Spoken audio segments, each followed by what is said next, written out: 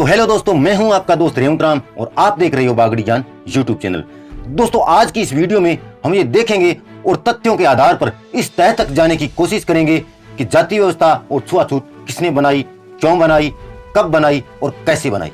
क्योंकि ज्यादातर लोगों का मानना है कि छुआछूत ब्राह्मणों की देन है और कुछ लोगों का यह कहना है कि छुआछूत जाति व्यवस्था मुगलों ने बनाई थी। वहीं कुछ लोग ये भी मानते हैं कि जाति व्यवस्था अंग्रेजों की देन है। और ये आप खुद देख लीजिए, मैंने अपने चैनल पर ये वोटिंग करवाई थी जिसका स्क्रीनशॉट आपके सामने है। आइए दोस्तों, वीडियो को शुरू करते हैं, लेकिन उससे पहले मैं आपसे एक छोटी सी रिक्वेस्ट करना चाहता हूं कि कृपया आप इस वीडियो को लाइक करें और शेयर करें और चैनल को सब्सक्राइब कर लेने के साथ साथ बेल आइकन को अवश्य दबा दें और ज्यादा से ज्यादा इस वीडियो को शेयर करें, क्योंकि आपका दिया हुआ प्यार ही मुझे अच्छी वीडियो बनाने के लिए उत्साहित करता है। दोस्तों, छुआछूत और जाति व्यवस्था की अगर हम बात करें तो यह दोनों अलग अलग है। जाति व्यवस्था की वजह से छुआछूत ने भारत के अंदर जन्म लिया और सबसे बड़ी बीमारी बनी, जो कि एक धर्म के लोगों को एक साथ मिल बैठकर विचार विमर्श करने में और एक दूसरे की सहायता करने में बहुत सारी बाधाएं खड़ी करती है। लेकिन दोस्तों, इन दोनों से पहले भी कुछ था।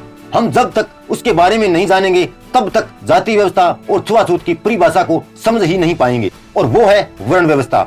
आइए मैं आपको लिए चलता हूँ उस वैदिक काल में, जब से वर्ण व्यवस्था शुरू हुई और उसके बाद में जाति व्यवस्था, फिर पैदा हुई छुआछूत।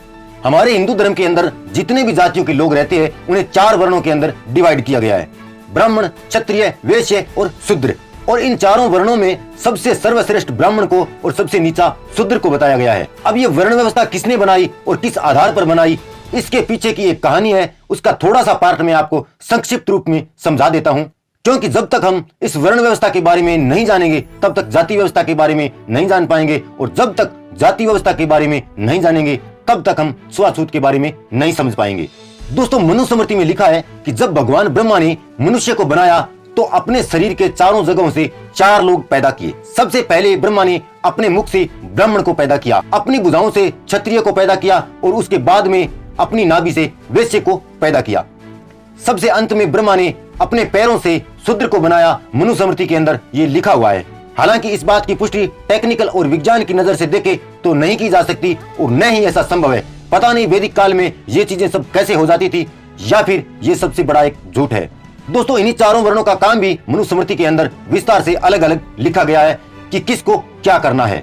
ब्राह्मणों को शिक्षा देना और शिक्षा लेना, वेद शास्त्र पुराण धर्म ग्रंथ पढ़ना और लिखना, इसके साथ साथ राजा के किए हुए फैसले को बदलना और अपना मनचाहा फैसला करवाना, ये सारे अधिकार ब्राह्मणों को दिए गए थे। बाकी के तीनों वर्णों का काम किसी न किसी रूप में ब्राह्मणों की सेवा करना ही बताया गया है, जैसे कि क्षत्रिय को ब्राह्मणों की रक्षा करना, वैश्य को व्यापार करना और शूद्र को ब्राह्मणों की मूल रूप से सेवा करना ही मुख्य धर्म और काम बताया गया है। इसके अलावा शूद्र वर्ण में जन्मे लोगों को बहुत सारे काम सौंपे गए थे, जैसे कि खेती करना, मरे हुए जानवरों को उठाना, गंदगी साफ करना और झाड़ू पोछा करना इत्यादि।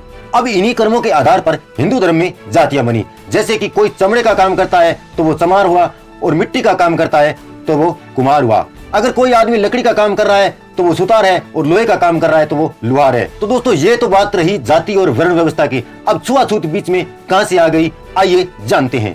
जो लोग जैसा काम करते थे वैसा ही उनके साथ में व्यवहार किया जाने लगा। जैसे कि कोई मेला ढोने वाला और गंदगी साफ करने वाला है तो उसके काम को गंदा समझकर लोग उनसे परहेज करने लगे और उनका छुआ हुआ खाना खाना लोगों ने बंद कर दिया। और फिर धीरे धीरे ये छुआछूत इतनी बढ़ गई कि उन लोगों के घर गांव के किसी एक कोने में बनाए जाने लगे और उनका एक समूह बनता गया। इस तरह से छुआछूत ने हिंदू धर्म में अपनी जड़ें इतनी मजबूत कर ली जिसे उखाड़ पाना मुश्किल ही नहीं, नामुमकिन है। आइए अब जानते हैं कि छुआछूत भारत के अंदर कब से पनपने लगी। तो इस बात की पुष्टि सही तरीके से और 100% सटीक करना तो बिल्कुल संभव नहीं है, लेकिन चीनी इतिहासकार साइमन बिल 7वीं शताब्दी में भारत यात्रा दौरे पर आए थे और उन्होंने अपनी किताब द लाइफ ऑफ हेनसोंग में लिखा है कि भारत के लोग अपने कामों के आधार पर 4 भागों में बंटे हुए हैं। इनमें ब्राह्मणों को सबसे ऊपर और सम्मानित माना गया है। इनकी ख्याति ऐसी है कि भारत को ब्राह्मणों का देश ही कहा जाता है। इसके बाद क्षत्रिय और वैश्यों का क्रम आता है। सबसे नीचे कृषक आते हैं और इनसे भी नीचे कसाई, मछुआ, जल्लाद इत्यादि लोग आते हैं। इनकी बस्तियां औरों की बस्तियों से अलग और दूर बसाई जाती है, जिसकी वजह से उन्हें दूर से ही पहचाना जा सकता है। जब वे सड़क पर चलते हैं तो डरते हुए वो बाईं तरफ चलते हैं ताकि उन्हें कोई छू ना ले और वो भी किसी को छू ना ले। आप भी अगर इस किताब को पढ़ना चाहो तो इसकी PDF लिंक मैं आपको वीडियो के डिस्क्रिप्शन में दे दूंगा, जाकर के पढ़ लीजिए। इस किताब में किए हुए वर्णन से पता चलता है कि भारत में छुआछूत की जड़ें सैकड़ों साल पुरानी है। आइए बात करते हैं कि सबसे पहले छुआछूत की मानसिक बीमारी का किसने और कब विरोध किया।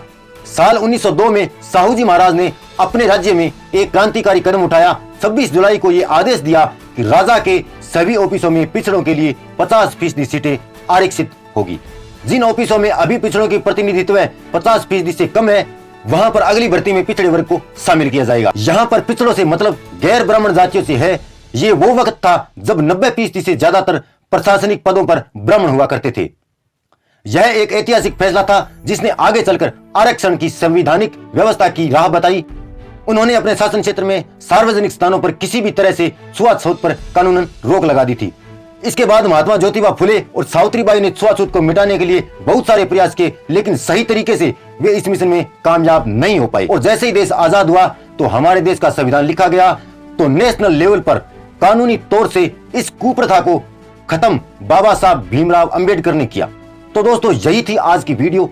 आपको वीडियो कैसी लगी? अगर अच्छी लगी तो वीडियो को लाइक कर दे और शेयर कर दे, और चैनल को सब्सक्राइब करने के साथ साथ बेल आइकन को अवश्य दबा दे। मैं मिलूंगा आपसे अगली वीडियो में, तब तक के लिए नमस्कार।